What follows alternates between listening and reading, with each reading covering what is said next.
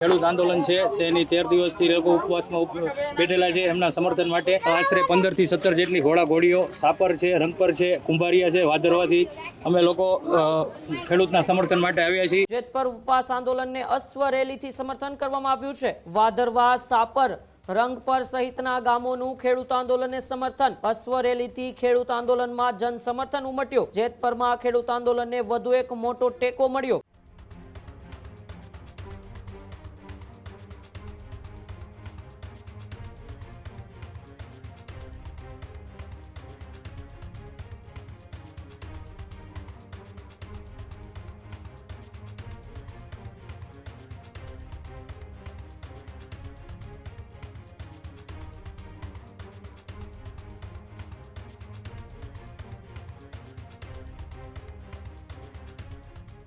મોરબીના જેતપરમાં ચાલતા ખેડૂત ઉપવાસ આંદોલનને સમર્થન મળી રહ્યું છે।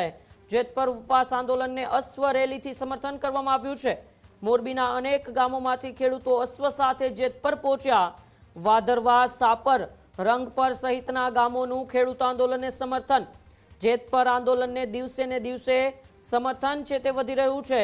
અશ્વ રેલીથી ખેડૂત આંદોલનમાં જન સમર્થન ઉમટ્યો।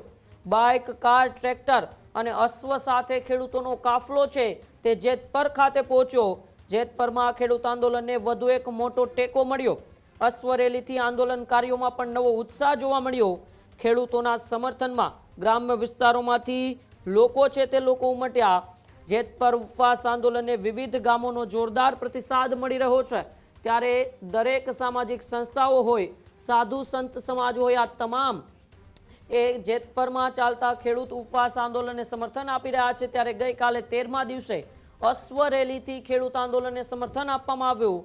વાદરવા, સાપર, રંગપર સહિત ગામના જે યુવાનો છે એ યુવાનો અશ્વો લઈને જેતપર ગામે પહોંચ્યા અને અનોખો જે સમર્થન છે તે જાહેર કર્યું। સાથે સાથે કાર અને ટ્રેક્ટર વડે પણ ખેડૂતનો કાફલો છે એ જેતપર ખાતે પહોંચ્યો હતો। અશ્વ રેલીથી આંદોલનકારીઓમાં એક નવી ઉર્જાનો પણ સંચાર થયો હતો। ખેડૂતોના સમર્થનમાં ગ્રામ્ય વિસ્તારોમાં એ લોકો છે તે ઉમટ્યા હતા અને દિવસે ને દિવસે ખેડૂત આંદોલનને વધુ સમર્થન મળી રહ્યું છે।